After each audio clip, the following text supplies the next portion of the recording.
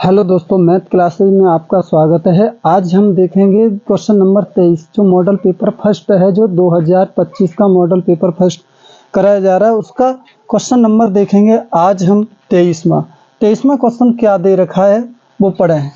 यहाँ पर है एक भिन्न 1/3 हो जाती है जब वह इसके अंश में 1 जोड़ दिया जाता है, और वह 1/4 हो जाती है जब इसके हर से 1 घटाया जाता है, तो भिन्न क्या है। तो हम इसमें हल करते हैं। तो यहाँ पर लिखेंगे माना भिन्न है वो हमारी क्या है, x/y है। भिन्न सदैव p/q के रूप में लिखी जाती है, तो मैंने x/y, यहाँ पर अंश x है और y हर है। स्थिति नंबर 1, स्थिति अगर 1 को आप देखेंगे फर्स्ट में क्या कहा जा रहा है, भिन्न 1/3 हो जाती है यदि इसके अंश में 1 जोड़ दिया जाए। किस में जोड़ दिया जाए? अंश में, यानी x + 1/y बराबर, तो भिन्न 1/3 हो जाती है। इसे सॉल्व करेंगे तो ये हो जाएगा 3x + 3 बराबर y। पक्षांतर करेंगे तो 3x - y बराबर -3, समीकरण नंबर 1। स्थिति सेकंड देखेंगे। स्थिति सेकंड में आप देखेंगे, सेकंड में क्या कहा गया, वह भिन्न 1/4 हो जाती है जब इसके हर से 1 घटाया जाता है, यानी x - y - 1 बराबर 1/4। सॉल्व करेंगे तो ये हो जाएगा 4x और ये हो जाएगा y - 1, तो ये हो जाएगा 4x - y बराबर -1। ये समीकरण नंबर हो गया हमारा 2। अब यहाँ पर देखेंगे समीकरण 1 और 2 को। तो समीकरण 1 में से समीकरण 2 को घटाने पर, समीकरण 1 से, चाहे 2 से घटा दो या 1 से, बात एक ही है, वहाँ चिन्हों पर फर्क पड़ता है। यहाँ पर समीकरण 1 से समीकरण 2 को घटाने पर, जैसे समीकरण 1 से घटाएंगे तो ये है 3x - y बराबर -3, और सेकंड दे रखा है 4x - y बराबर -1। घटाएंगे तो चिन्ह बदल जाते हैं, तो यहाँ से ये संख्या कट जाएगी, तो यहाँ बचेगा -x और यहाँ पर बचेंगे -2। तो अगर 3 में से 1 गया तो माइनस से माइनस कैंसिल, तो x बराबर हो जाएगा हमारा 2। x का मान कितना आया? 2।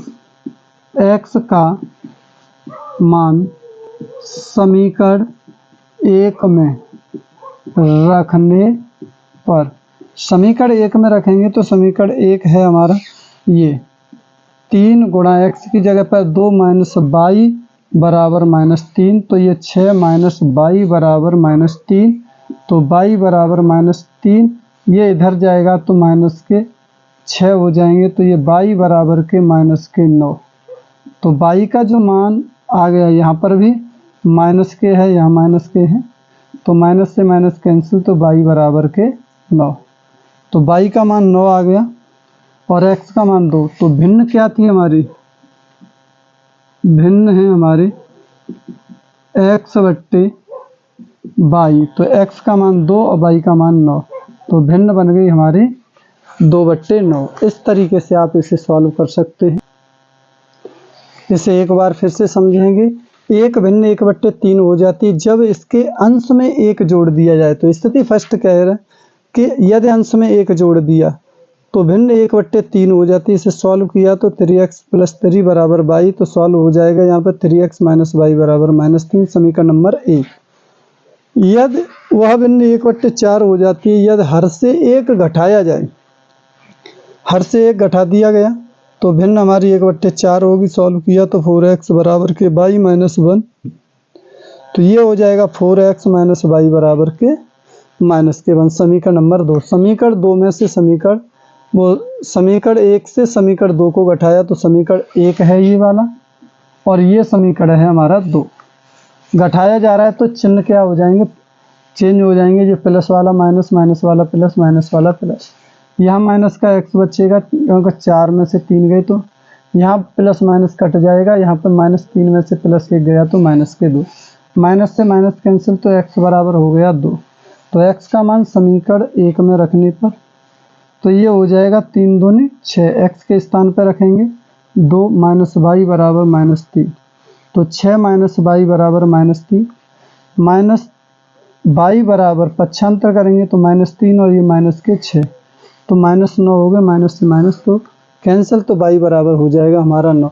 तो भिन्न हमारी क्या थी, x बट्टे बाई, तो x के स्थान पर 2, बाई के स्थान पर 9, तो भिन्न हो गई हमारी 2/9। इस प्रकार से सॉल्व समझ में आया होगा आप सभी के। क्वेश्चन नंबर देखेंगे, अथवा वाला 23 का है। एक बहुमंजिले भवन के शिखर से 10 मीटर ऊंचे स्तंभ के शिखर और तल के अवनमन कोण क्रमशः 30 अंश और 45 अंश हैं, तो बहुमंजिले भवन की ऊंचाई तथा स्तंभ और भवन के बीच की दूरी ज्ञात कीजिए। तो देखिए मैं यहाँ पर बना देता हूँ बहुमंजिला भवन, यह है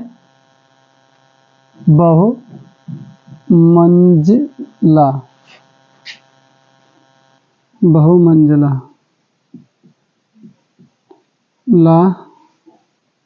भवन, इधर है भवन,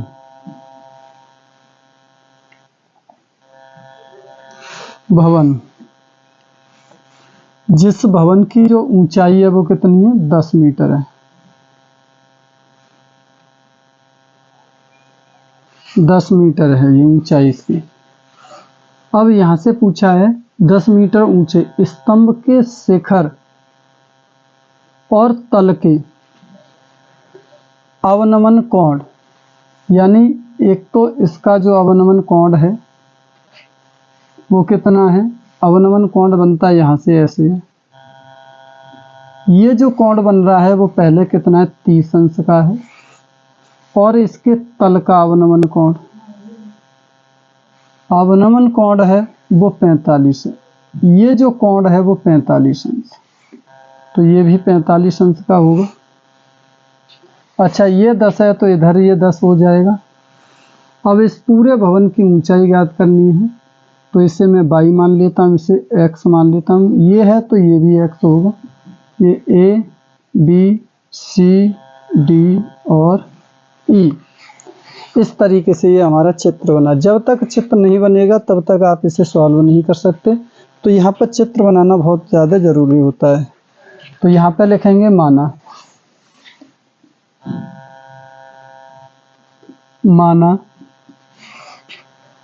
बहुमंजिले भवन की ऊंचाई,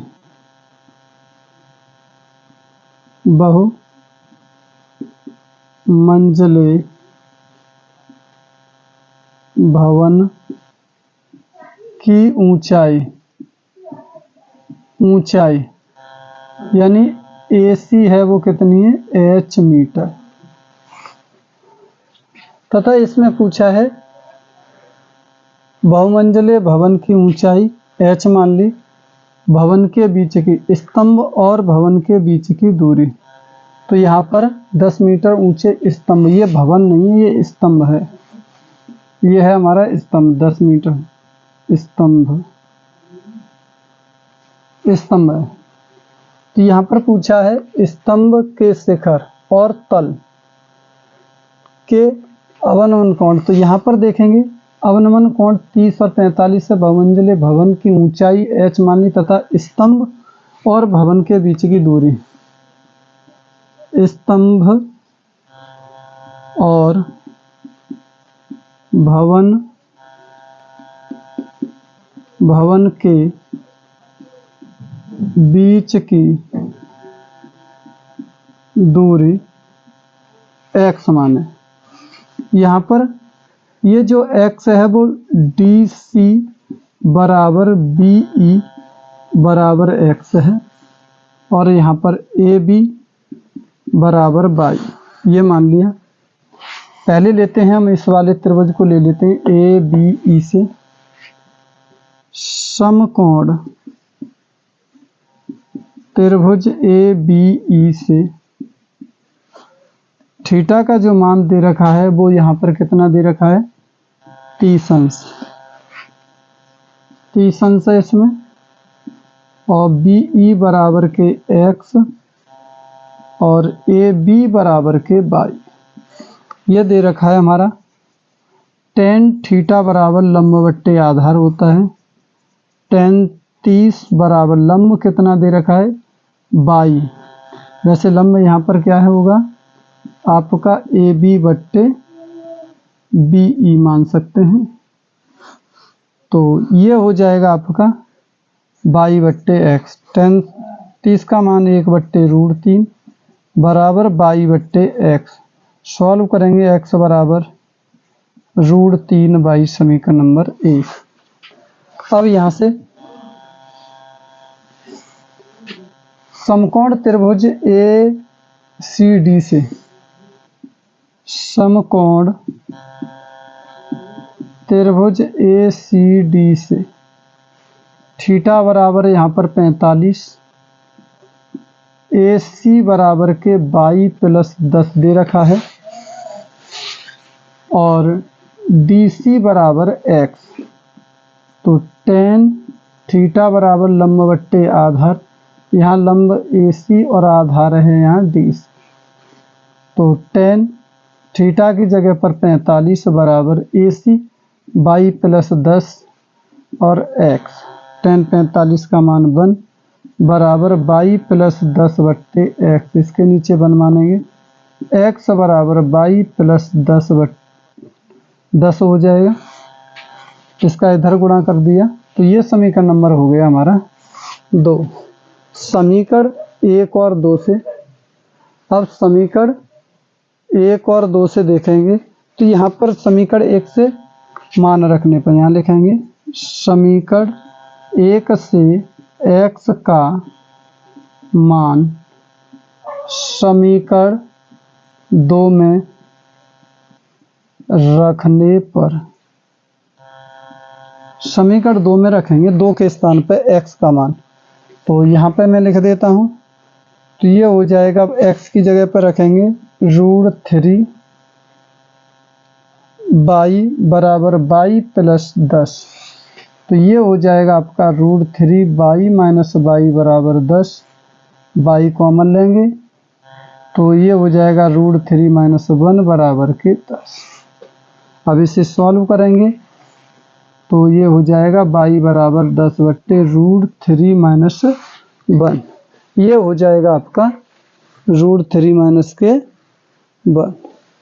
इसे सॉल्व करेंगे तो ये हम इसे सॉल्व करेंगे तो हर का परमीकरण कर लें तो ये हो जाएगा आपका 22 बराबर के 10 बट्टे √3 - 1 इंटू √3 + 1 बट्टे √3 + 1। यहाँ पर हर का परमीकरण करेंगे तो ये हो जाएगा आपका 10 कोष्टक में √3 + 1 बट्टे √3 का वर्ग - 1 का वर्ग। 10 कोष्टक में √3 + 1 बट्टे ये हो जाएगा आपका 3 रूट से ये कहें 1। तो ये हो जाएगा 10 कोष्टक में √3 + 1 बट्टे 2। 2 से ये काट दिए 5। तो 5 कोष्टक में √3 + के 1। ये हो जाएगा 5। ये जो मान निकल के आया वो 22 का निकल के आ गया। हमें इसकी पूरी टोटल ऊंचाई ज्ञात करनी है।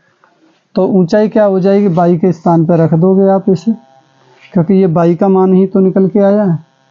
तो 22 के स्थान पर रखेंगे तो ये हो जाएगा आपका AC बराबर है आपका AB + BC। तो AB के स्थान पर 22 + BC 10। AB के स्थान पर यहाँ 5। इसका अंदर गुणा कर दें तो ये और सॉल्व हो जाएगा √3 और +5 और +10। तो 5 √3 + 15। 5 कॉमन ले लेंगे तो √3 और +3 हो जाएगा यहाँ पर 5 × 15। इसमें से और कॉमन ले सकते हैं हम √3। तो यहाँ पर 1 बचेगा, नहीं तो इतना भी आप लिख सकते हैं। ये जो मान निकल के आ गया वो h का मान आ गया। किसका मान है h का मान। इस तरीके से निकल के आया। तो समझ में आया होगा आपके सभी के। सबसे पहले आप इसमें क्या करेंगे चित्र बनाएंगे। जब ये चित्र सही से बन जाएगा तो आप इसे सॉल्व कर सकते हैं। पहले ये वाला त्रिभुज ए बी ई लिया है, समकोण त्रिभुज ए बी ई से, तो यहाँ से x बराबर √3y निकल के आ गया। फिर समकोण त्रिभुज ए सी डी लिया, तो यहाँ से x बराबर y + 10 समीकरण नंबर 2 बना। समीकरण 1 से x का मान रखा, तो यहाँ से y का मान 10/√3 बनाया। हर का परमेकरण किया तो ये y का मान इस तरीके से निकल के आएगा आपका 5 कोष्टक में √3 + 1। अब यहाँ पर हमें AC का मान ज्ञात करना है, तो AB + BC y + 10, y का मान ये है। अंदर गुणा करेंगे तो ये हो जाएगा आपका 5 √3 + 5, वही मैंने लिखा है। ये 5 और 10 15 हो जाएंगे, 5 कॉमन लिए तो √3 बचा, यहाँ पर 3 बचे। तो H जो निकल के आ गया इस तरीके से। समझ में आया होगा आप सभी के। प्रश्न नंबर 24 को देखेंगे। पिता की उम्र पुत्र की उम्र की 7 गुनी है। 2 वर्ष पहले पिता की उम्र पुत्र की उम्र की 13 गुनी थी। दोनों की वर्तमान आय ज्ञात करेंगे। तो यहाँ पे हल करेंगे। माना, यहाँ लिखेंगे पिता की वर्तमान आयु, क्या मान लें, x वर्ष, और पुत्र की वर्तमान आयु, इसे मान लें हम y वर्ष। जैसे हम इसे, तो ये जो आयु मान ली, तो इसके अनुसार अब हम लिखेंगे पहले पिता की उम्र पुत्र की उम्र की 7 गुनी है, यानी स्थिति नंबर फर्स्ट में देखेंगे। स्थिति फर्स्ट देखेंगे, यहाँ पर है पिता की उम्र पुत्र की उम्र की 7 गुनी है। तो स्थिति फर्स्ट में है कि जो पिता की जो उम्र है वो पुत्र की उम्र की कैसी है, 7 गुनी। तो यहाँ लिखेंगे प्रश्नानुसार। प्रश्नानुसार में यहाँ हो जाएगा x बराबर 7y समीकरण नंबर 1। स्थिति सेकंड में आप देखेंगे, यहाँ पर है 2 वर्ष पहले, 2 वर्ष पहले पिता की उम्र की आयु, वो हो जाएगी आपकी x - 2। पहले की बात है, 2 वर्ष पहले पुत्र की उम्र या आयु, ये हो जाएगी y - 2। लेकिन कितनी होती है, 13 गुनी हो जाती है। तो यहाँ पर मानेंगे आप प्रश्नानुसार। तो ये हो जाएगी आपकी 2 वर्ष पहले पिता की जो आयु है, वर्तमान आयु है, वो कितनी है, x - 2। तो यहाँ पर हो जाएगी आपकी x - 2 बराबर 13 गुनी होगी 13 कोष्टक में y - 2। x - 2 बराबर के 13y माइनस के 26, x - 13y बराबर -26 माइनस के ये प्लस के 2 हो गए। तो ये हो जाएगा आपका x - 13y बराबर -24 समीकरण नंबर 2। अब हम समीकरण 2 में x से मान रखने पर, तो यहाँ पर मैं सॉल्व करता हूँ। समीकरण 1 से x का मान समीकरण 2 में रखने पर, जैसे ही आप रखोगे तो ये हो जाएगा, x के स्थान पर रखना है हमें, तो ये हो जाएगा 7y - 13y बराबर -24। यहाँ पर बचेगा 6y माइनस बराबर के -24 और y बराबर माइनस से माइनस कैंसिल, तो 24/6 काट देंगे तो ये 4, तो y बराबर आ गया 4। y का मान समीकरण 1 में रखने पर, जब समीकरण 1 में रखेंगे तो समीकरण 1 क्या था हमारा, x बराबर 7 गुणा y के स्थान पे 4 रखेंगे तो ये हो जाएगा x बराबर के 28। तो x का मान कितना आ गया 28, y का मान कितना है 4। तो अब आप यहाँ पर लिख सकते हो, अतः पिता की वर्तमान उम्र 28 वर्ष है और पुत्र की वर्तमान उम्र है वो कितनी है 22 माना था, तो ये हो जाएगा 4 वर्ष, ये 28 वर्ष है। तो इस तरीके से पिता की वर्तमान आयु जो उम्र निकल के आई थी वो 28 है, पुत्र की जो निकल के आई थी वो कितनी है 4। तो समझ में आया होगा। यहाँ पर सबसे पहली स्थिति में क्या दे रखा था कि 7 गुनी है, तो हमने पिता की उम्र x और पुत्र की y मानी। स्थिति नंबर फर्स्ट में x बराबर के 7, y समीकरण नंबर 1 हो गया। स्थिति सेकंड में कहा है 2 वर्ष पहले की जो आयु वो 13 गुनी है, तो 2 वर्ष पहले वर्तमान आयु होगी वो x माइनस 2 और ये हो जाएगी y माइनस 2। प्रश्नानुसार 13 गुनी थी, तो यहाँ पर जितनी भी छोटी संख्या होती है उसी में हमें 13 गुनी या 4 गुनी 7 गुनी जो कुछ करना होता है उसी में उसी संख्या का गुणा करते हैं तब उसके बराबर होती है। जैसे यहाँ पर 7 गुनी है तो पिता की उम्र, यानी पिता की उम्र यहाँ पर कितनी है, इसकी 7 गुनी है, तो इसका मतलब 7 का गुणा हमें y में करना पड़ेगा तब उसके बराबर होगा, इसलिए हम छोटी वाली संख्या में ही गुणा करते हैं। क्वेश्चन नंबर देखेंगे 24 का अथवा वाला प्रश्न है। इसमें एक भवन के शीर्ष से एक स्तंभ के शीर्ष का उन्नयन कोण 60 अंश है तथा भवन के शीर्ष से स्तंभ के पाद का अवनमन कोण 45 अंश है। यदि स्तंभ की ऊंचाई 40 मीटर है तो सिद्ध कीजिए भवन की ऊंचाई 20 कोष्टक में √3-1 है। तो देखिए ये मैं यहाँ पर एक तो ये स्तंभ बनाता हूँ और ये भवन के शीर्ष से एक स्तंभ के शीर्ष का जो उन्नयन कोण है वो 60 है। भवन के शीर्ष से स्तंभ के पाद का अवनमन कोण 45 अंश है। यदि स्तंभ की ऊंचाई 40, ये है स्तंभ, ये भवन है, ये है स्तंभ, इसकी जो ऊंचाई है वो है 40 मीटर, ये भवन है। तो भवन का जो कोण शीर्ष का जो बन रहा है वो कितना है 60 अंश का है।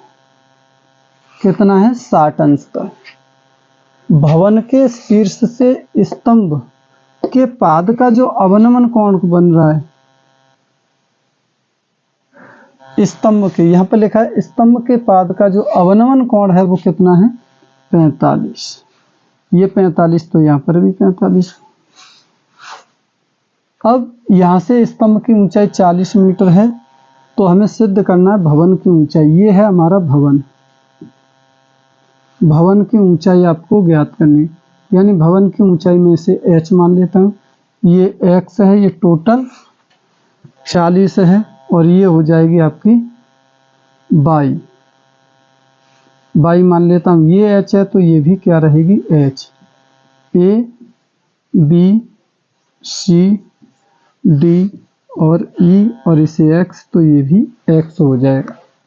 इस तरीके से हमारा ये भवन की ऊंचाई h है तो इधर भी h हो जाएगी। यहाँ BC की लंबाई ये y है और ये स्तंभ की टोटल जो ऊंचाई है वो कितनी है, यहाँ से लेकर के यहाँ तक 40, ये टोटल 40 मीटर। तो यहाँ पे लिखेंगे माना भवन की ऊंचाई कितनी है, भवन की ऊंचाई है h मीटर। और यहाँ पर DC बराबर BE, x मीटर मान लिया है हमने, और AB बराबर के y मीटर। समकोण त्रिभुज, समकोण त्रिभुज ABE से AB लेंगे, ABE तो थीटा का मान यहाँ पर 60 दे रखा है, और AB बराबर के y और BE बराबर के x, तो tan थीटा बराबर लंब बट्टे आधार, लंब है यहाँ पर AB, आधार BE, तो tan थीटा का मान दे रखा है 60, AB है हमारा y और ये है x, tan 60 का मान √3 बराबर y बट्टे x।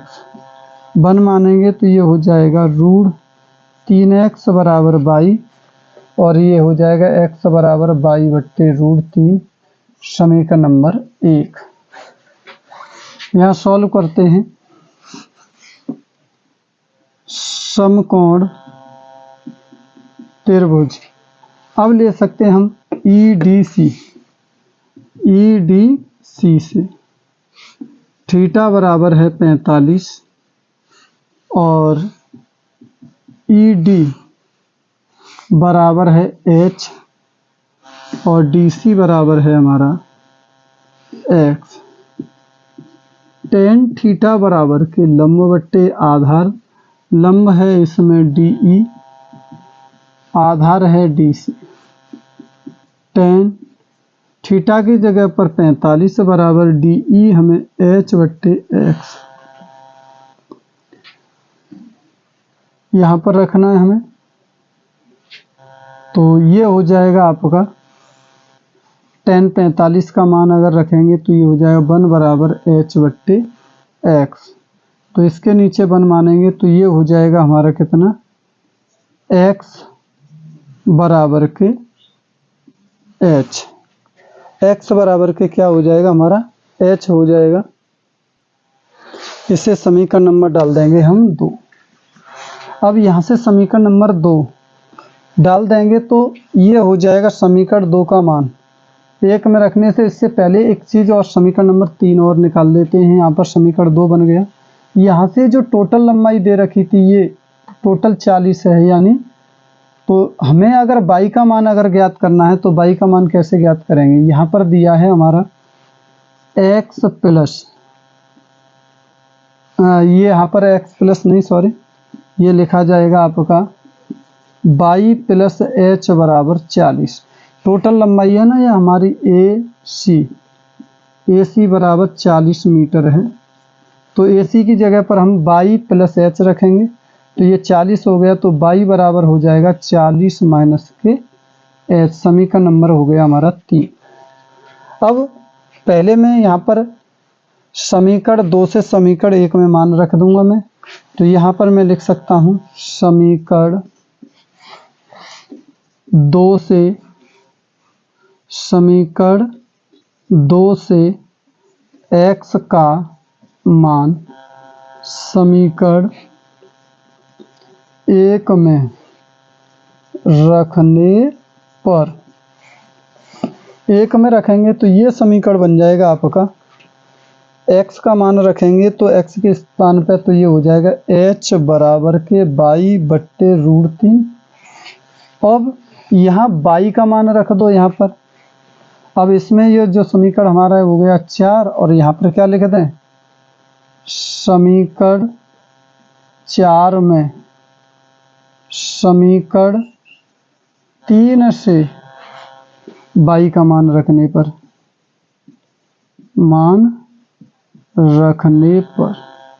y का मान रखेंगे तो देखो ये h बराबर y का मान कितना 40 माइनस h, 40 माइनस h बट्टे √3, क्योंकि यही तो y के स्थान पर रखा है।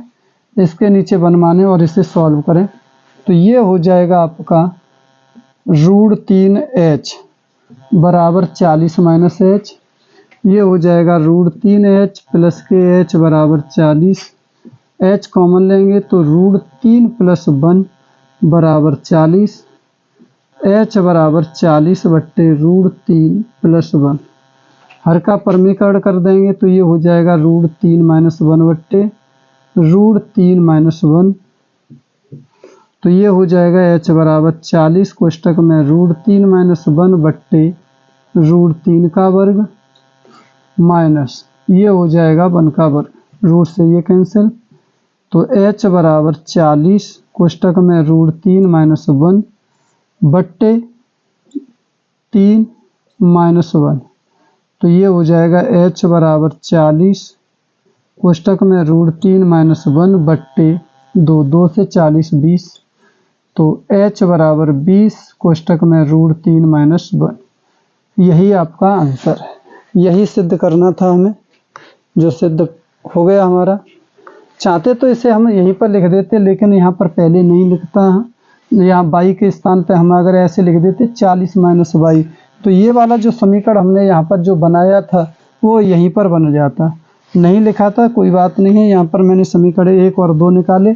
यहाँ पर तीसरा AC बराबर पहले से 40 है, क्योंकि पूरी लंबाई दे रखी है, वो कितनी है y + h है।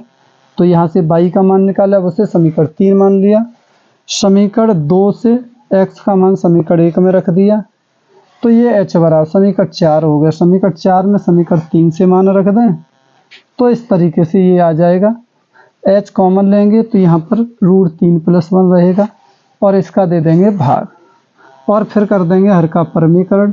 जैसे ही संयुग्मी का गुणा करेंगे तो हमारा जो प्राप्त होगा वो 20 कोष्टक में √3 - के 1। यही हमें सिद्ध करना है, वही हमारा निकल आया।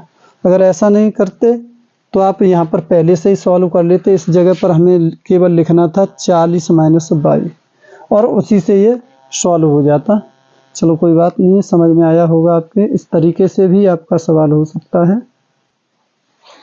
क्वेश्चन नंबर देखेंगे 25 का। 21 सेमी त्रिज्या वाले वृत्त का चाप केंद्र पर 60 अंश का कोण अंतरित करता है। चाप द्वारा बनाए गए त्रिज्यखंड का क्षेत्रफल और संगत जीवा द्वारा बनाए गए वृत्तखंड का क्षेत्रफल ज्ञात कीजिए।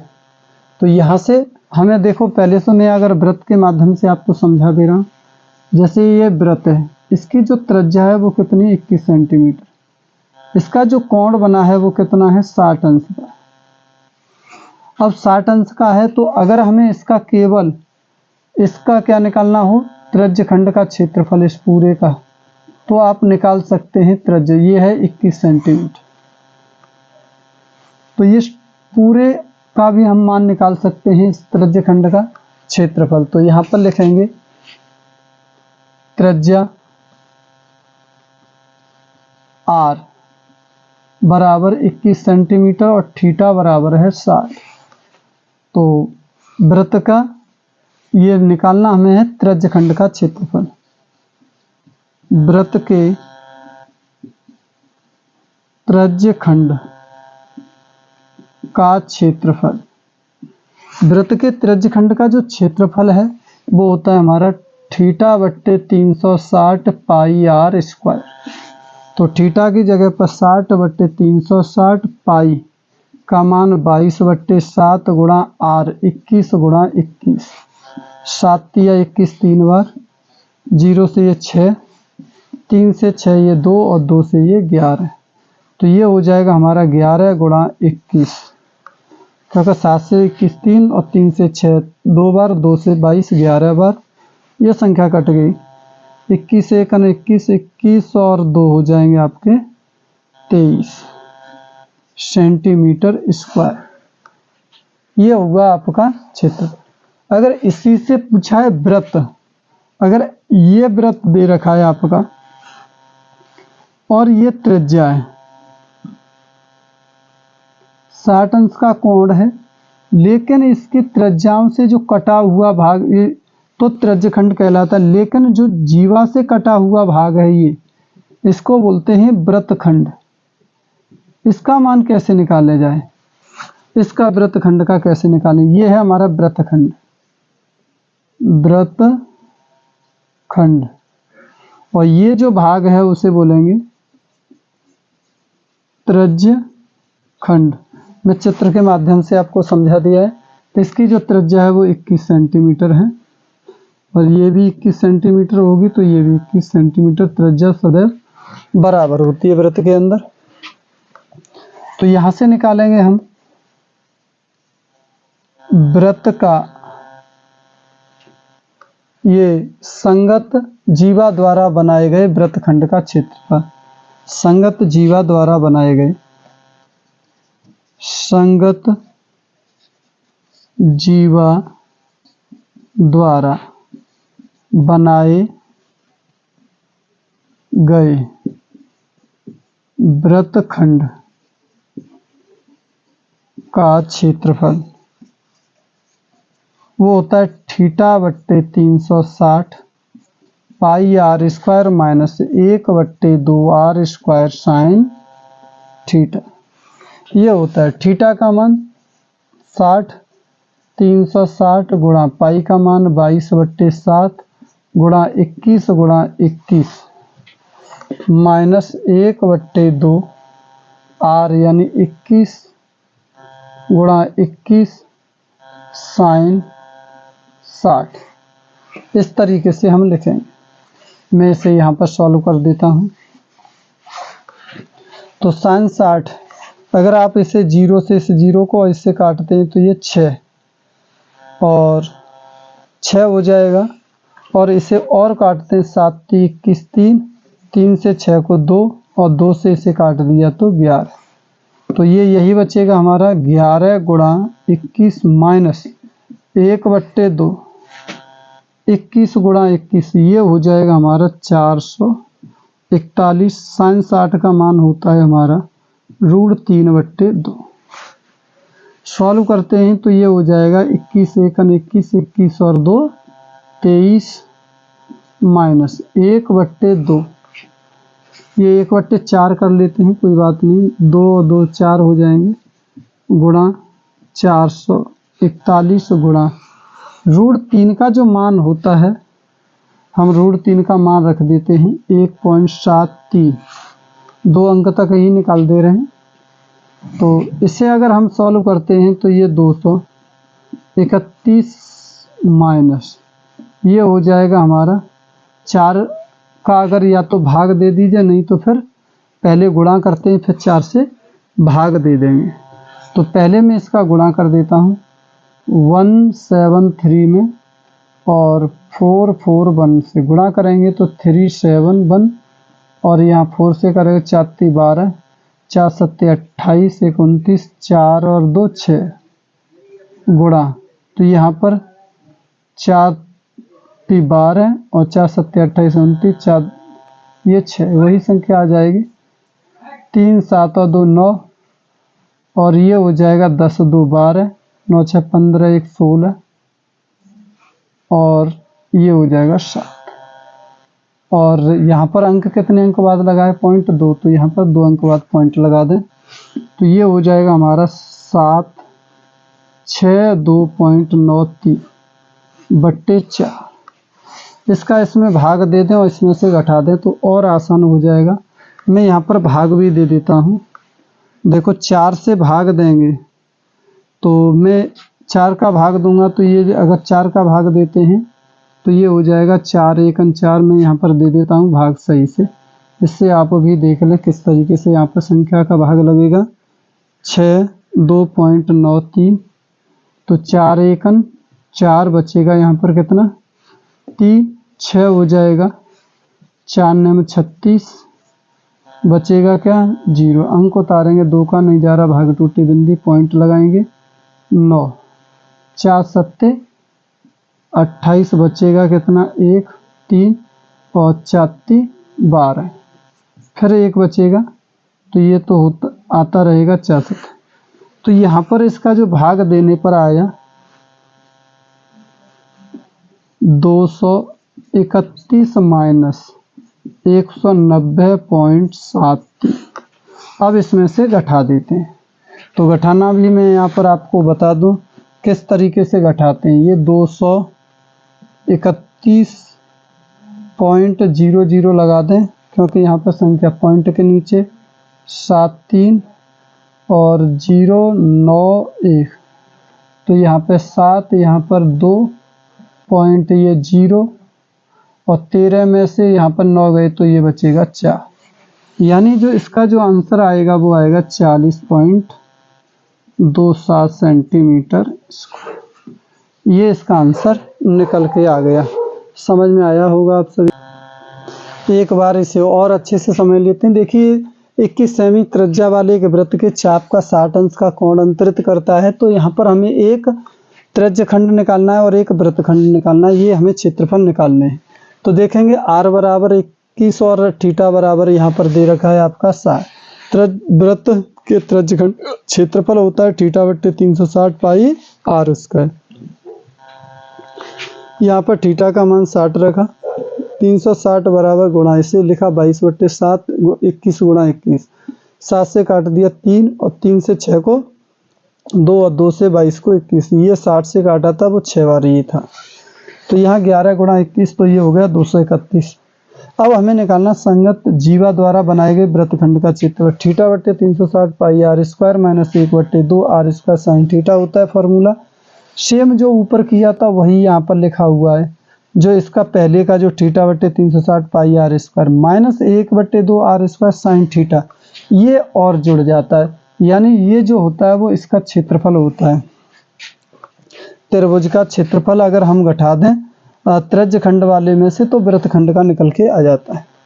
तो यहाँ पर हमने इसे लिखा और इसे रखने के बाद इसका जो गुणा 231 सॉल्व किया तो √3 का मान 1 पॉइंट मैंने 732 रखा है, 2 अंक तक ही रखा है। इसका गुणा किया तो इतना, 4 का भाग दिया तो इतना आ जाएगा, घटाएंगे तो ये हो जाएगा। तो इस तरीके से हमने इसका आंसर प्राप्त किया।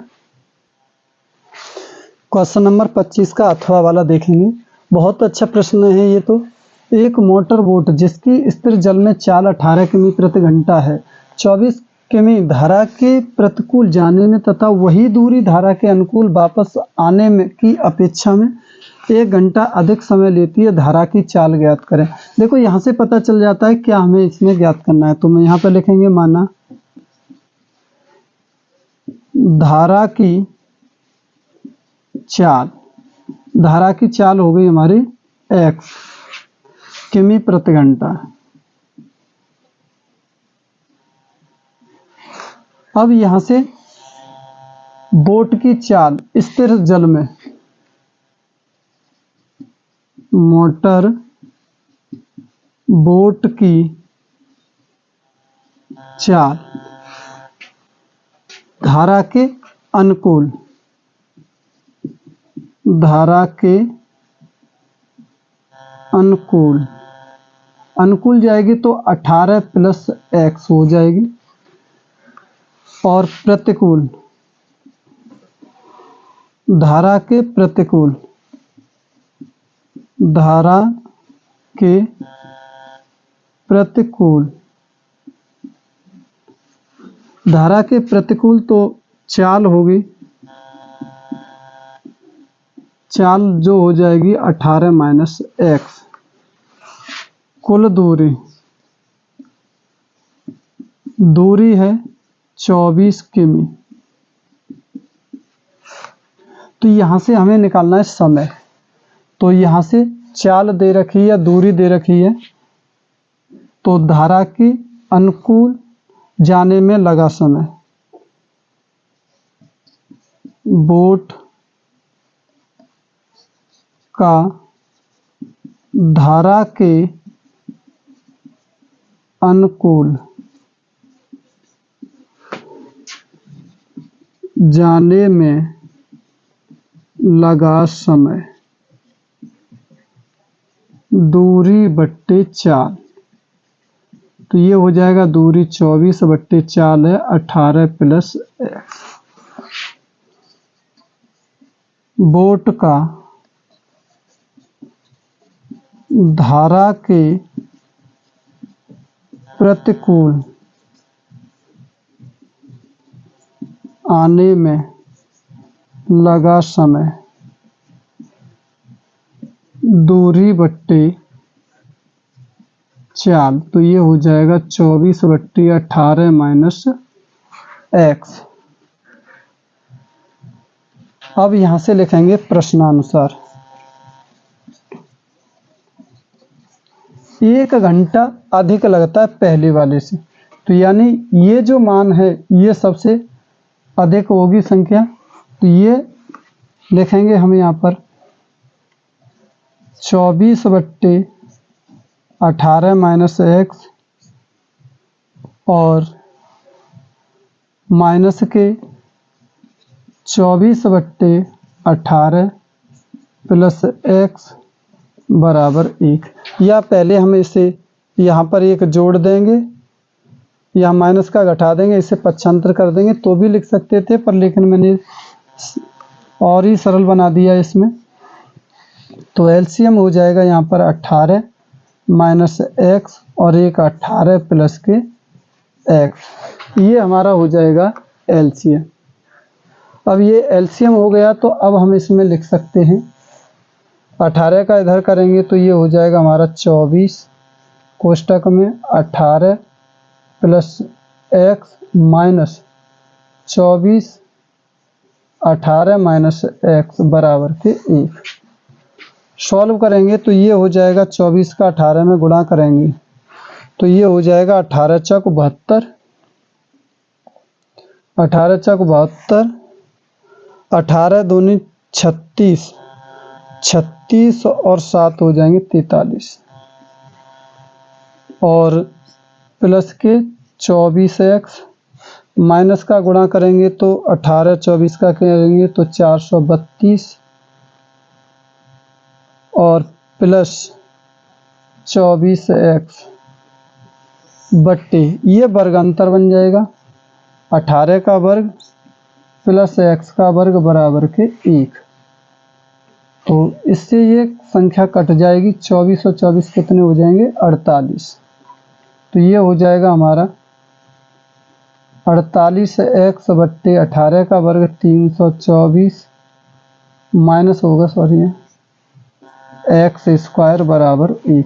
क्रॉस गुणा कर देंगे तो मैं इसे इधर कर देता हूँ, तो ये हो जाएगा हमारा 48x बराबर 324 माइनस स्क्वायर, इधर को लेके आएंगे तो ये x स्क्वायर प्लस के 48x और इसे इधर लेके आएंगे तो ये माइनस का 324 बराबर 0। अब हमें इसके ऐसे फैक्टर करने 324 के कि जोड़ घटा में तो कितने आ जाए हमारे 48 और गुणा करें तो आ जाए हमारे 324, ऐसी कोई संख्या। तो हमें यहाँ से गुणनखंड नहीं आते हैं तो हम इस तरीके से गुणनखंड कर लेते हैं। 324 के फैक्टर करेंगे तो 2 से काटेंगे 2 एकन 2 2 6 12 2 दूना 4, 2 से काटेंगे 8 1 3 से ये 27 और 3 से ये 9 और 3 से 3 और 3 से 1। अब इसमें हमें देखना है कि जोड़ घटा में तो 48 में गुणा करें तो 324, तो ये होगा 3 तरह का 9 9 27 27 दिया 81 तो नहीं बन रहा है और 27 दूनी 54 और 3 दूनी 6, तो इसका मतलब ये 54 गुणा 6 तो हो जाएगा 324, 54 माइनस 6 तो ये हुआ 48। इसका मतलब संख्या बन गई हमारी। तो x स्क्वायर प्लस यहाँ पे लिखेंगे 54 माइनस 6 x माइनस 324 बराबर 0। x स्क्वायर प्लस के 54x माइनस 6x माइनस 324 बराबर 0। x कॉमन लेंगे x प्लस के 54 और यहाँ से माइनस के 6 कॉमन लेंगे x प्लस के 54 बराबर 0। तो x प्लस 54 और x माइनस 6 बराबर 0। तो केस फर्स्ट सॉल्व करते हैं हम, तो x प्लस 54 बराबर 0, तो x बराबर हो जाएगा माइनस के 54। के सेकंड सॉल्व करेंगे तो x माइनस 6 बराबर 0, x बराबर 6। तो माइनस वाली संख्या हमारी मान्य नहीं होती, तो हमारी जो x बराबर कौन सी संख्या है 6। तो अतः जो उसकी जो धारा की जो चाल है वो कितनी है 6 किलोमीटर प्रति घंटा। तो यहाँ लिखेंगे अतः धारा की चाल 6 किमी प्रति घंटा। धारा की जो चाल है वो 6 किमी प्रति घंटा है। तो एक बार फिर से मैं इसे समझा देता हूं कि आपका जो प्रश्न जो दे रखा था वो इस प्रकार से है कि एक मोटर बोट जिसकी स्थिर जल में चाल 18 किमी प्रति घंटा है, 24 किलोमीटर दूरी आने और जाने की है, 24 आएगी 24 ही जाना है। तो धारा के अनुकूल आने में 1 घंटे का उसमें समय अधिक लगता है। तो धारा की चाल x मान ली, मोटर बोट की जो चाल है धारा के अनुकूल जिस दिशा में पानी बह रहा है उसी दिशा की तरफ जाएंगे तो इसमें क्या है, जुड़ जाते हैं। तो जो नई चाल इसमें जुड़ जाएगी तो ये हो जाएगा आपका 18 + x। प्रतिकूल तो यानी वो मोटर बोट की चाल अधिक होगी धारा की चाल से, तो फिर हम 18 जो मोटर बोट की जो चाल है उसमें से घटा दें। और कुल दूरी 24 किमी। तो मोटर बोट के अनुकूल जाने में दूरी लगा समय है दूरी बट्टे चाल यानी 24/18 + x, और प्रतिकूल में उसमें जो लगा समय 24 बट्टे जो समय है तो 18 - x। सॉल्व करेंगे प्रश्नानुसार 24/18 - x - 24/18 + x बराबर 1। एलसीएम ले लेंगे तो यहाँ से 24 गुणा इस संख्या का इधर हो जाएगा, इसका गुणा यहाँ, तो यहाँ पर बचेगा हमारा गुणा करने से 432 + 24x - 432 + 24 कट जाएगी संख्या, 24 24 48 हो जाएंगे। यहाँ पर जो वर्गांतर है 24 18 का ये हो जाएगा 324, x का x² गुणा करेंगे इसके नीचे तो ये संख्या प्राप्त होगी। इसे इधर को लेके आते हैं तो x² हुआ माइनस वाला, ये जो 48 पहले से प्लस के ये आगे तो ये माइनस हो जाएंगे। सॉल्व करेंगे, ये जोड़ें या घटाएं तो 48 गुणा करें तो 324 आए। तो हमें 324 के ऐसे फैक्टर करने नहीं आते हैं तो हम इस तरीके से फैक्टर कर लेते हैं, फिर उसमें देखते हैं कहीं पर ऐसा बनता है। तो यहाँ पर हमने देखा 9 9 × 27, 27 दूनी 54 हो गए, 3 दूनी 6 हो गए, यानी 54 में से 6 गए तो 48 बन गए। तो वही हमने यहाँ पर लिखे। सॉल्व किया फैक्टर को तो यहाँ से हमारा x + 54 और एक x - 6 प्राप्त हुआ। केस फर्स्ट केस सेकंड से ऋणात्मक संख्या होती है उसे मान्य नहीं है और जो धनात्मक संख्या होती है उसको मान्यता दी जाती है। तो यहाँ पर अतः धारा की जो चाल है वो 6 किमी प्रति घंटा है। तो अतः आपकी समझ में आया होगा। यहाँ पर मैंने मॉडल पेपर जो 2025 का पहला मैंने मॉडल पेपर बनाया है वो आपकी समझ में आया होगा। ये बहुत ही अच्छा है, इसी के आधार से ही आपके जो प्रीवियस बोर्ड होगा उसकी परीक्षा आप दोगे वो भी सेम इसी के आधार से ही आएगा। मॉडल पेपर के अनुसार ही आपकी जो परीक्षा की तैयारी कराई जाती है। इससे ये पता चलता है किस प्रकार के किस लेवल के हमारे प्रश्न आते हैं इसमें, वो सब लेवल इस मॉडल पेपर के अनुसार ही आपको पता चलता है।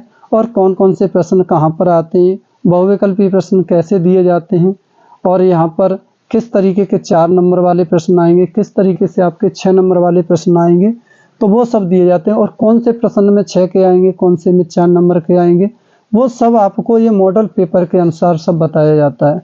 तो यहाँ पर मैंने जो मॉडल पेपर के अनुसार अभी बताया है, यहाँ पर 1 से लेकर के 20 तक आपके 1-1 नंबर के प्रश्न आते हैं, 20 प्रश्न, और वो 1 नंबर के होंगे, 20 नंबर के हो जाएंगे। फिर इसके बाद क्वेश्चन नंबर 21 में आपके 6 प्रश्न आते हैं, वो आते हैं आपके 2-2 नंबर के, वो 12 नंबर के हो जाएंगे। फिर आपके 5 नंबर यानी क्वेश्चन नंबर 22 में 5 प्रश्न हल करने के लिए दिए जाएंगे, उसमें वो 4-4 नंबर के हैं। इस तरीके से आपके वहाँ 20 हो जाएंगे। फिर क्वेश्चन नंबर आपका 23, 24 और 25, इसमें 6-6 नंबर के प्रश्न होते हैं और इसमें भी अथवा वाले होते हैं। एक अगर आपसे नहीं आता है तो दूसरा आता है, उसे आप सॉल्व कर सकते हैं। तो 6 नंबर का कोई एक सवाल करेंगे तो आपको 6 नंबर प्राप्त होंगे। जैसे यहाँ पर ये अथवा वाला है, अगर इससे ऊपर वाला आपसे नहीं आता है तो आप इसे कर लें, अगर ये नहीं आता है तो ऊपर वाला आप सॉल्व कर सकते थे। तो यहाँ पर क्वेश्चन नंबर 23, 24 और 25, इनमें अथवा वाले जो भी प्रश्न हैं आप सॉल्व कर सकते हैं। मैंने यहाँ पर सभी प्रश्नों को आपको हल करके बताया है किस तरीके से आपको हल करना है। तो आई होप आपके समझ में आया होगा पेपर का पैटर्न किस तरीके का है और कैसे आपको हल करना है। धन्यवाद।